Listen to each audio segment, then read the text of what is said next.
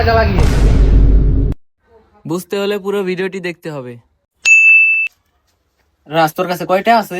10 টাকা। তোর জঙ্গলের মধ্যে নাকি নতুন একটা দোকান দিয়েছে, চল কিছু খেয়ে আসি। হ্যাঁ চল, আমিও শুনলাম।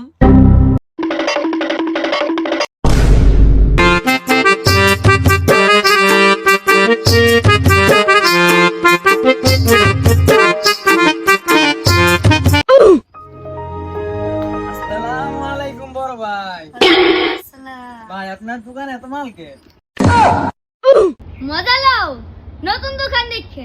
আচ্ছা ঠিক আছে, বুঝলাম। তাহলে জঙ্গলের দোকান কেন? মঙ্গলাই মঙ্গল।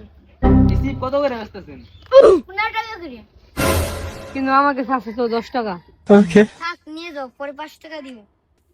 এটা আমরা এই গ্রামে কেউ বলতে পারবো না যে তার দোকান থেকে আমরা 5 টাকা বাকি। তাই নি ভাই, রাজের কাছে কয় টাকা পাই এজি কেন? আজকে রাজ, তোর কাছে কয়টা পায় রে? রাজ গেল। এই যে আমি। তুই বানিয়ে দিবি কোন সময়? তুই এলাকা দেখা যাই। এ রাজ, ও নাকি তোর কাছে টাকা পায়? ও কি বোকানি? এই বেটা, ও আমাকে 40 টাকা পায়। আগের হলো 40 আর এখন 45। এখন দেন তুই। তাই আমি তো তোমাদের কাছে বাকি বেচবো না। বাকি না দিলে কি হয়েছে, আমরা তো নেবো। দাঁড়া, দাঁড়া, দাঁড়া।